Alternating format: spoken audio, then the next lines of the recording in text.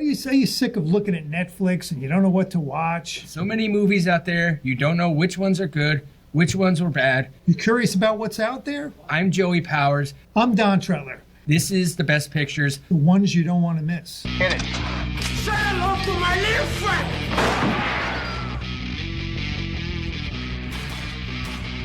Frankly, my dear, I don't give a damn. Winners go home as prom queen. English, motherfucker, do you speak it? Everyone in this room is now dumber for having listened to it. I don't deserve this. Deserves got nothing to do with it. No sequel for you.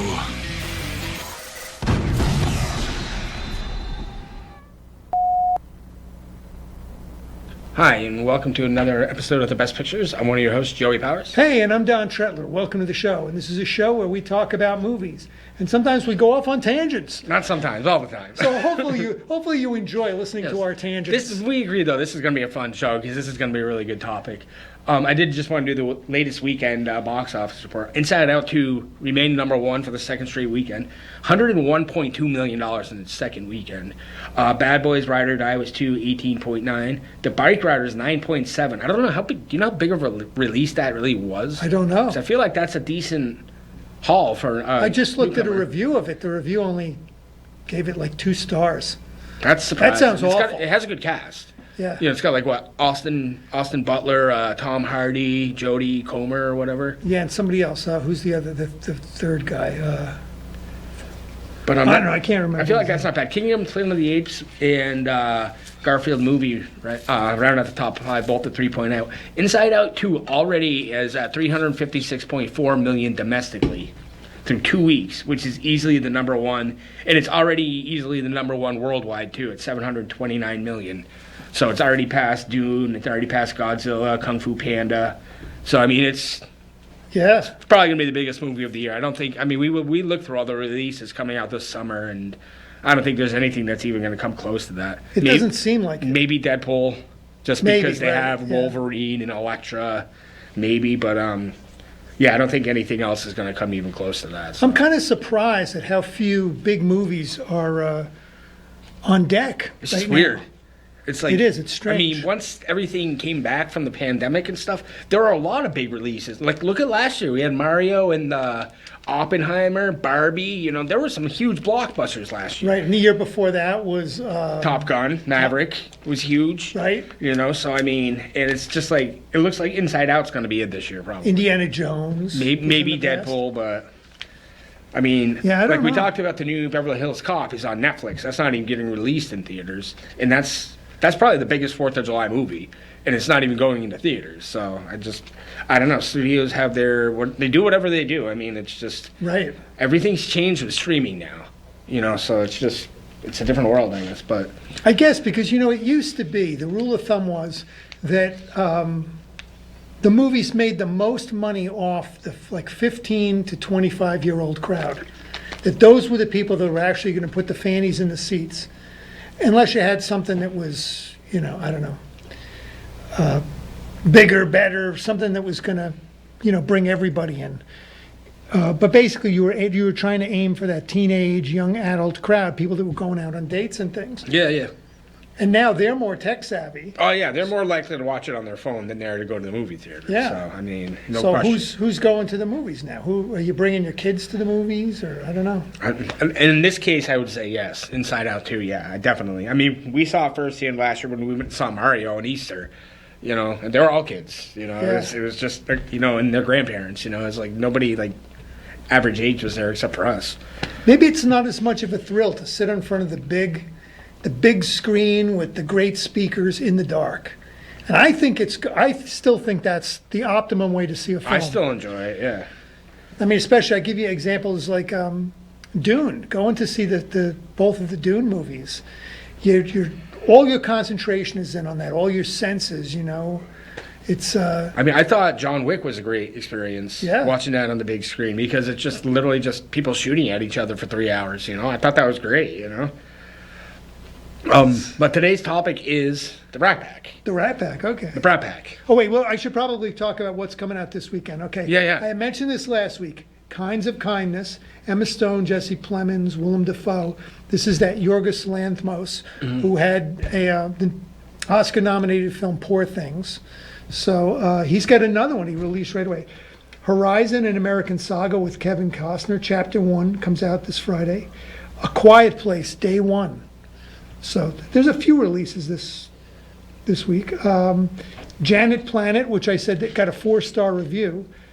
I'm trying to think, was there another one I was looking at? Maybe I was looking at next week too. I'll tell you about next week. So 4th of July, you said Beverly Hills Cop comes out. On Netflix, yep. On Netflix. July 5th, Maxine. It's a horror movie with Mia Goth and Elizabeth Debicki. That's all. That's all that's released for that. Let's see if there's something else. Despicable Me, July 3rd. So that could 4. possibly rival Inside Out too, possibly, because I know those movies are popular. I can't imagine the 4th one in this is going to be better than the Pixar. I don't even know what the first one was. Like, I don't even know what it's about.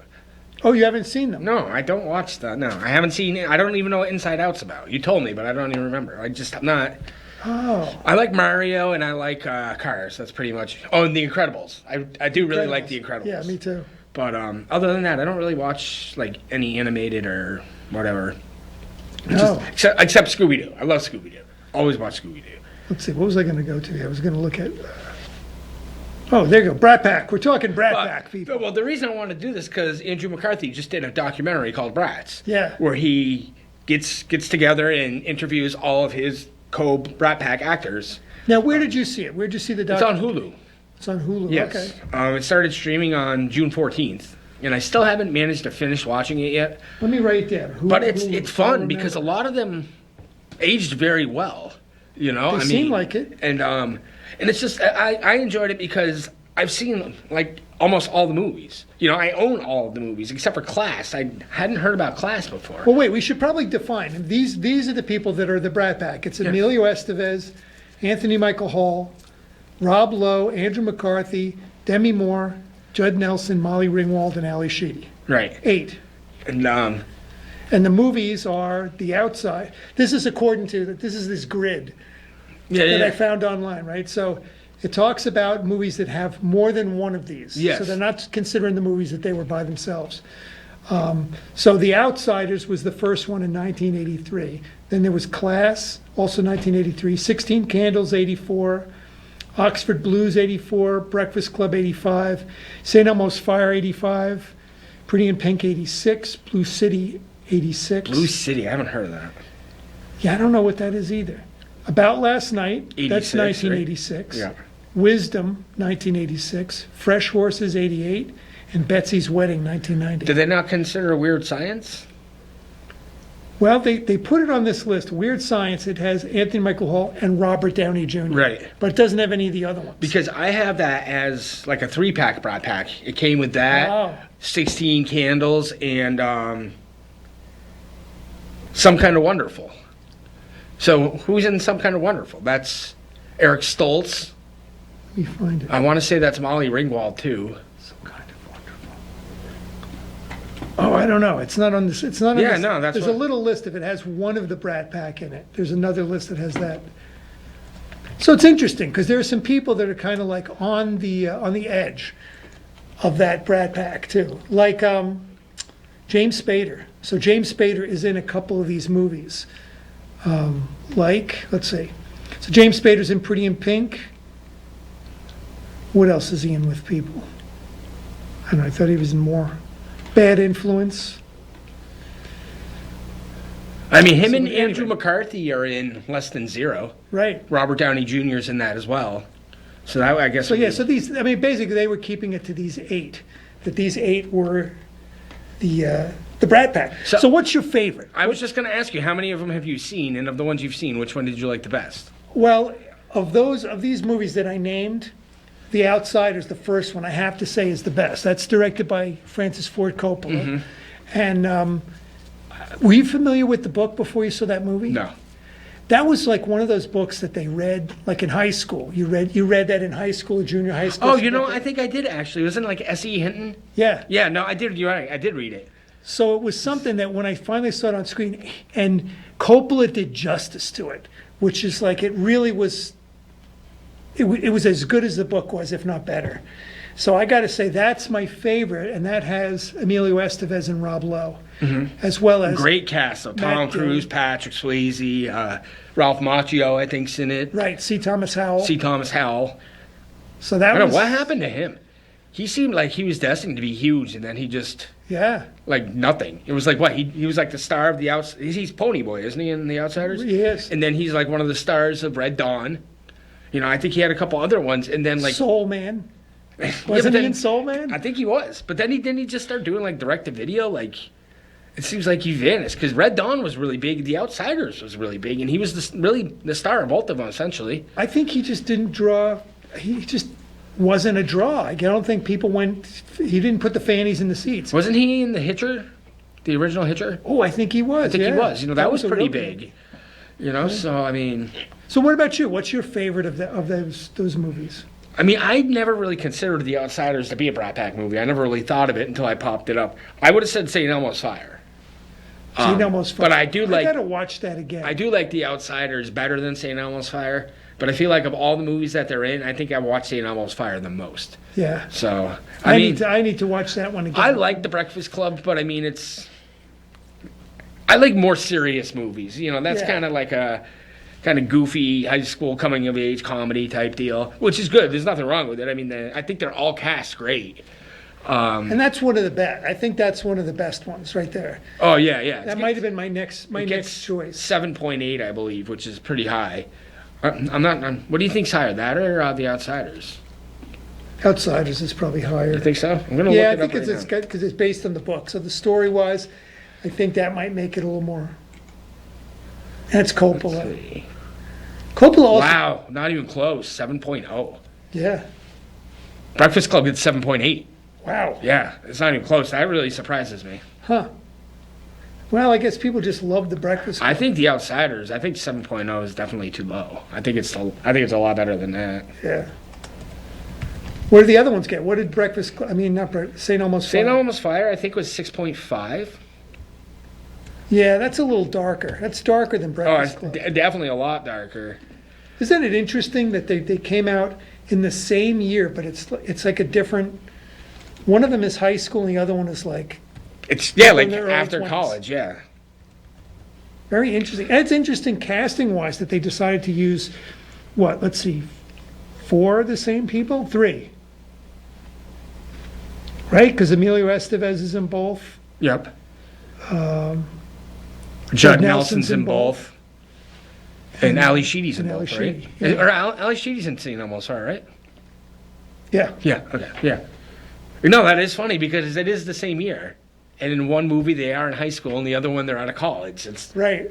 I don't know. I guess they can do whatever they want. It's Hollywood. But About Last Night gets a 6.3. I don't know if that's. I don't remember it a lot. I haven't seen it in a long time. It's good. You I just mean- watch it though. What do you think? I thought it was a pretty good movie. I thought it was, Does see, that seem a little low? yeah, maybe a little low. I would give it a little bit better than that. I mean, that's a really good cast. I mean, But I mean, it's, if you watch enough of those boy meets girl, boy loses girl, boy gets girl back again type of movies, it's like, how well can you do it? yeah, right. Well, you could do it really good. You could do it like an Officer and a Gentleman, which is probably, to me, that's like the high end for that story. Or Yeah. this one, which is kind of like in the middle. Middle class, yeah. It's definitely watchable. I Do you know who directed it? Oh, I Edward should know. Zwick. Zwick, yeah. That doesn't he do like more like piece like? We should look him. Wait, I'll look him up. I want to say he does a lot of like period pieces.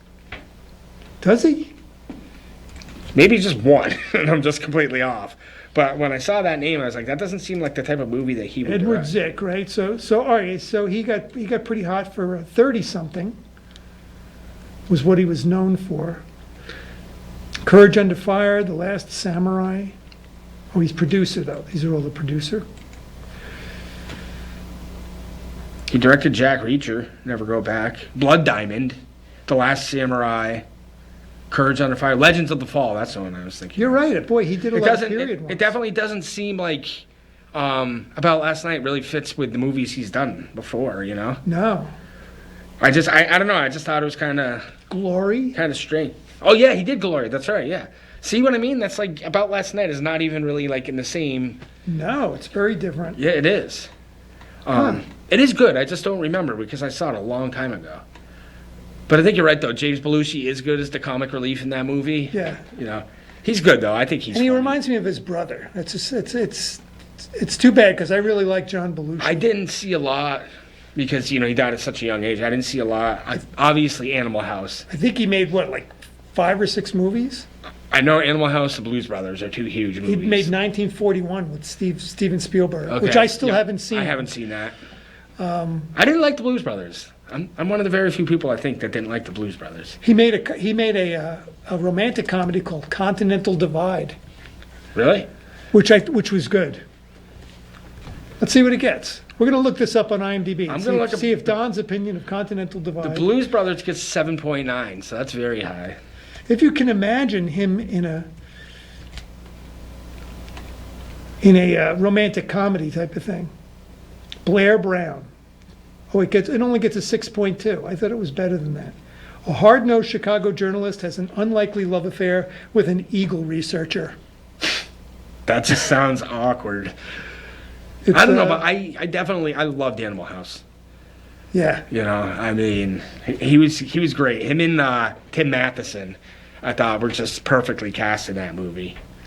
Who plays? Is anybody from the Brat Pack? No, nobody's in the Brat Pack. No, we're not. We're completely not talking about Brat Pack right now. We never stay on topic. films alone. But IMDb Pro is to play.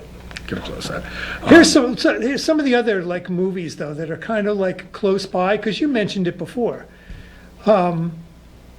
Were No Small Affair. Demi Moore and John Cryer were together. John Cryer's not necessarily Brat Pack though. He did do. He's in a few of these. Yeah, He was in Pretty in Pink. Was he in 16 Candles too? No, that's the other guy. yeah. John Cusack was in 16 Candles. I gotta watch that again because I haven't seen that in a very long time. You mentioned it before. Weird Science. I like Weird Science. I haven't seen that in a long time either. The Pickup Artist. Is it Kelly LeBrock? Kelly LeBrock. Yeah. Is the actress? I thought Young Guns. So I was actually trying to watch Young Guns, and it really only has. Just Emilio Estevez, right?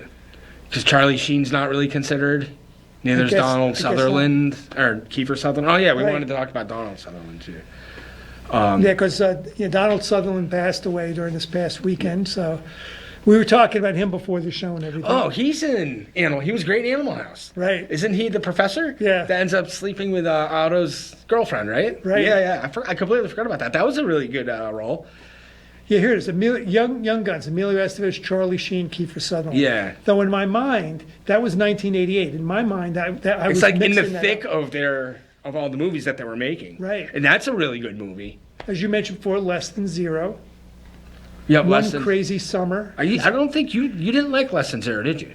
I haven't seen it. I thought I'd let you borrow it. Did you? Yeah, with Andrew McCarthy and Jamie Gertz and Robert Downey Jr. Robert Downey Jr.'s like, Oh, he comes back from somewhere. yeah, he comes back from college, and Robert Downey Jr. and Jamie Gertz are like into drugs, and because she was his girlfriend when he left for college, Right. and he came back, and they're both like addicted to drugs, and Yeah, I guess it didn't make a huge impression. yeah, I just remember we because talked I about forgot it. I even saw it. I feel like I definitely liked it a lot better than you did. Yeah, that's not a good sign for a movie. If I forget it, I'm No, kinda like, it's oh. definitely not. Now I have to look it up and see how bad it gets. Here's one they put in the list. It was Repo Man because it has Emilio Estevez in it. Have you seen Repo Man? I think I have. I don't think I That's liked it. with my friends and stuff. What year did that come out? 1984. That's like a cult film, like The Big Lebowski, right? Where, people know like all the words, all the lines Yeah. and stuff. We do that from Repo Man, so we're constantly like, we'll look at each other and go like, John Wayne was gay. People are like, what? Or if I say shrimp, a plate of shrimp. So Less Than Zero gets 6.4. So I mean 6.4. Yeah, yeah. so that's a watchable movie. Yeah, no, I mean I think I probably liked it a little better than that.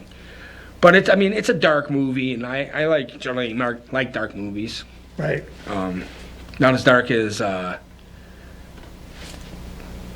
Requiem for a Dream. Requiem, yeah. It's not that dark. I mean, it's pretty dark though. I mean, One of those movies that doesn't have a happy ending. You kind of feel like going into it, you know what's going to happen. James Spader's in that one as well. So who's your favorite? Who's your favorite actor of those 8 Brat Pack actors? Rob Lowe. Rob Lowe. You like him the best? Yeah. Yeah, probably because of the I really like the Oval Office. I really like The West Wing. Yeah. The West Wing. So I mean, I'm a little partial. Yeah, to I think Rob that Lowe. kind of Because he's great in that. I mean, his character, Sam Seaborn, he's one of my favorite television characters of all time. Yeah. And Bradley Whitford plays Josh Lyman, and they're perfect together. They like feed off each other so well. So I would definitely say him. Although I'll be honest with you, other than Andrew McCarthy, I don't think there's any of them I really don't like. I just think he's whiny for some reason. Like I just watched Weekend at Bernie's. yeah. Like less than a month ago, and I'm like, why? Like, why don't I just watch anything else? Who's he in that with? Who's Jonathan Silverman.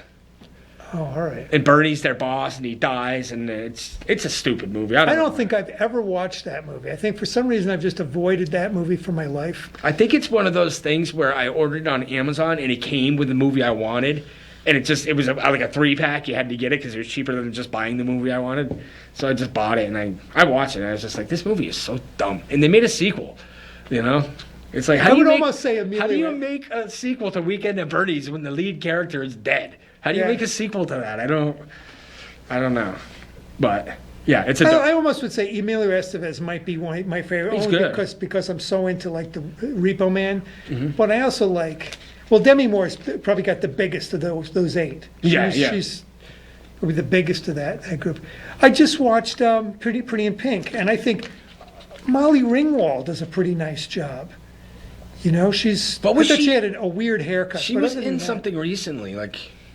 Yeah, I think she plays somebody's mother on a TV show that I saw, yeah. Yeah. I don't remember what it was, though, but I was just like, oh my God, that's the girl from freaking The Breakfast Club. Rob Lowe. You think Rob Lowe would have been as big as Demi Moore if he hadn't gotten I think he would have been the sex tape thing? I think he would have been bigger. Yeah. Because he was on his way, wasn't he? I think so. And then that happened, and it pretty much crashed his career for quite a while, right? Yeah. And then The West Wing kind of revived his career. Did he apologize? Did he make a massive apology? Honestly, back in the I day? only know about it from you. Yeah. I never knew anything about it. Oh, until you told me about was it babysitter or was nanny or babysitter or the maid? Yeah, it was somebody underage. Yeah.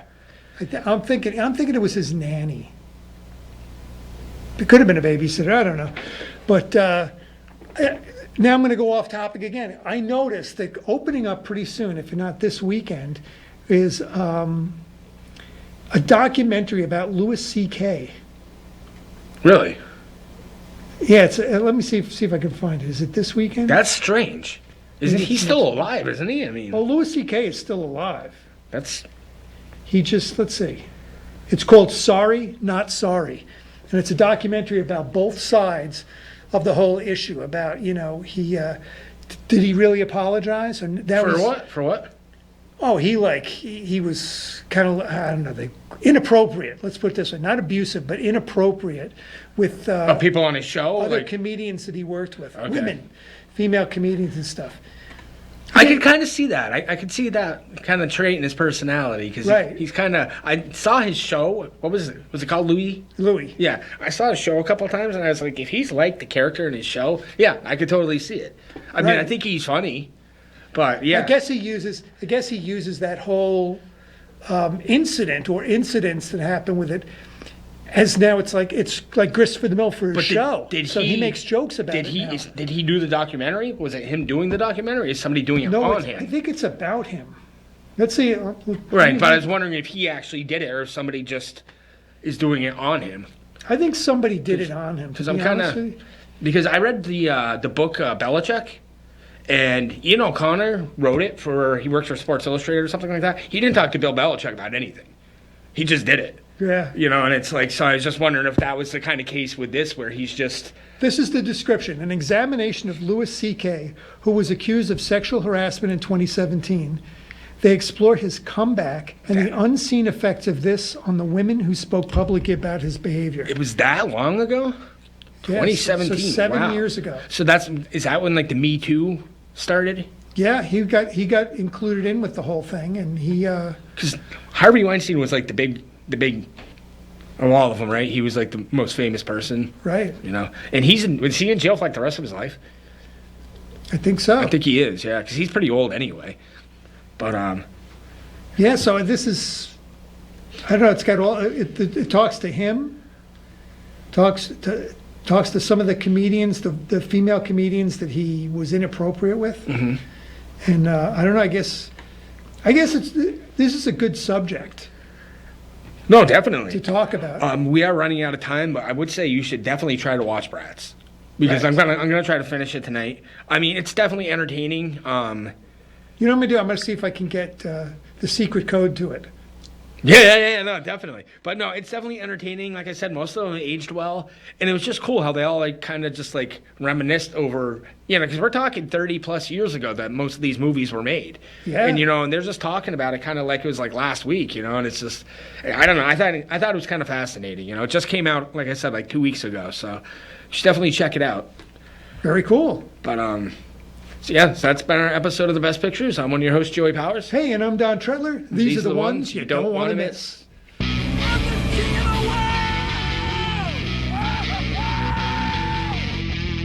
Gentlemen, you can't fight in here. This is the war room. Here's Johnny. Go ahead. Make my day. Life moves pretty fast. You don't stop and look around once in a while, you could miss it.